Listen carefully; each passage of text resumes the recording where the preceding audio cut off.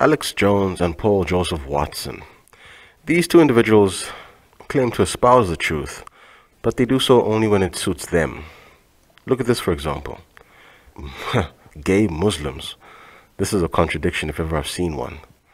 There is no such thing as a gay Muslim, just as there is no such thing as a gay Christian. But that's besides the point. Look at this. Here we have Paul Joseph Watson making a video about how Islam does not tolerate homosexuality and how Islam actually commands the death of so-called homosexuals. But Paul Joseph Watson has made this video only to point out the fact that Islam is incompatible with homosexuality. He's not made this video to talk about the truth of so-called homosexuality and or whether or not it is wrong, right, good for society, whatever. In fact, he's not made a single video about that topic. Why do you think that is? I'll tell you in a bit.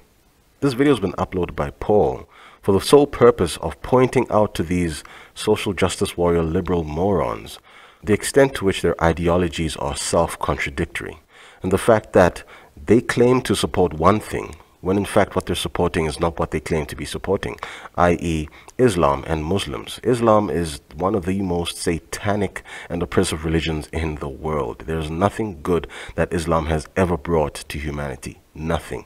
Zero. Zilch.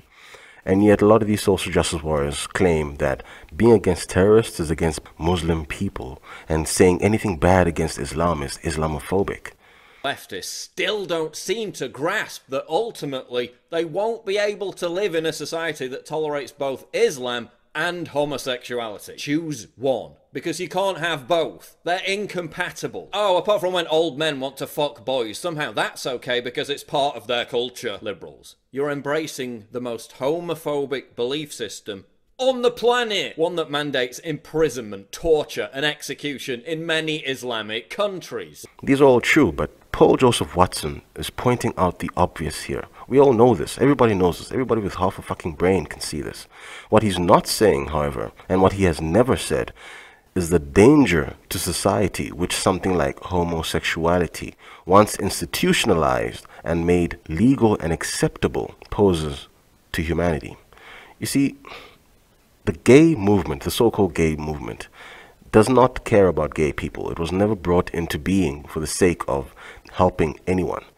You see, homosexual pedophiles, two of which, known as Marshall Kirk and Hunter Madsen, brought this movement into being for their own reasons. But these pedophiles were being used by the US government to destabilize society. I'll talk about that in another video.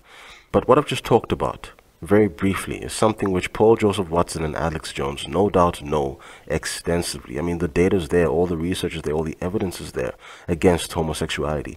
But how many videos have they made condemning it? How many videos have they made condemning the irrational nature of this? And this has nothing to do with hating gay people. It has everything to do with the reason for which gay marriage, for example, has been legalized and legislated. Gay marriage has nothing to do with gay people, not from the government's perspective. The government doesn't care about gay people. It's about the effect it has on what was established as a norm and the effect it has on people's perceptions, paving the way for psychological infiltrations of other natures. It's the very same purpose all these Black Lives Matter protests serve. The media doesn't push Black Lives Matter because it cares about black lives. The media pushes it because of the effect it has on society. Homosexuality and so-called gay marriage is not meant to help anyone. And Paul Joseph Watson knows this. I mean, the research is there. Somebody like Alex Jones definitely has all the documentation pertaining to what I'm telling you. I mean, it's out there. Just Google it. Just Google the born gay hoax. Those 4 words. It's irrefutable. But Paul Joseph Watson will never make it known, or will never claim that homosexuality is not good for society, whether or not Islam agrees with it. Who cares what Islam thinks? Who cares what Muslims think? We're talking about what's rational and what's true, what's justified. What I'm getting at here is this. Paul Joseph Watson doesn't want to upset people, and not wanting to upset people and withholding the truth for the sake of your wallet is the very reason the world is going down in flames slowly as we speak. Because Hollywood is filled with such scumbags and cowards, people who aren't going to say the truth because they're happy with the way things are. They don't want to shake things up. How many YouTube channels are there that claim to support gay marriage? Oh, I support gay marriage. Oh, I just support gay marriage. Each and every single one of them saying they support gay marriage because they're afraid to be demonized by the media or by other people. Come on. Instead of Paul Joseph Watson making a video definitively refuting the nonsensical claims behind the pro-gay activists, as well as refuting the nonsensical claims behind Muslims and their religion, he uses this to make arguments against social justice warriors, while unfortunately furthering the agendas of the pro-gay movement, which was never brought into being for the benefit of society, and he knows this. He's just afraid of what might happen if he says something against gay people. He's just afraid of the media picking up on it and demonizing him. The same with Alex Jones. Why do you think Melissa Moulton left the Alex Jones network? When she left, you could tell she was not happy. She was not happy about the things that are going down there. In fact, Alex Jones makes you sign on the dotted line that you won't say anything about what's been going on there when you leave. Nor will you say those things when you are working there. There's a reason for this. Because Alex Jones doesn't want you hearing certain things about his operation. He runs that channel for the sole purpose of making money. Although he does generally care about the truth, he cares about the truth within certain limits. And that's never a good thing. Either you're for the truth or you're not for the truth. You can't be halfway about it because the gaps you leave by being halfway about the truth allow sinister agendas to move forward. In refusing to condemn homosexuality or so-called homosexuality, Paul Joseph Watson is doing exactly what the so-called pro-gay movement has been wanting all along. I mean, the gay movement was started by homosexual pedophiles. Anybody who knows anything about the gay movement knows this is a fact. Two homosexual pedophiles specifically by the name Marshall Kirk and Hunter Madsen. They wrote a book called After the Ball, in which they claimed openly that they know nobody is born so-called gay, and that despite this knowledge, despite this fact, they need to start lying to society through the media. Right? They say it. They said it in their book before they ever started doing it. They used the media to brainwash everybody, and they did it slowly. In their own words, they said, we are going to use the media to brainwash society into believing that people were born with same-sex attraction, even though sexuality is fluid. Their own words. They along with many groups of homosexual pedophiles, pushed for this gay agenda through the media. And interestingly enough, Marshall Kirk, Hunter Madsen, and most of the homosexual pedophiles involved in the gay movement also belonged to satanic cults. Now, you see, it doesn't matter whether or not you believe in the devil or God. These things are irrelevant. The fact is, they believe in the devil, and they believe in the kind of things that people who believe in the devil would believe in. And none of those things are good for society, which is another reason this idea of tolerance needs to be rejected. Concepts such as religious tolerance, the tolerance of other people's so-called sexuality, these things always lead to one thing, that is acceptance.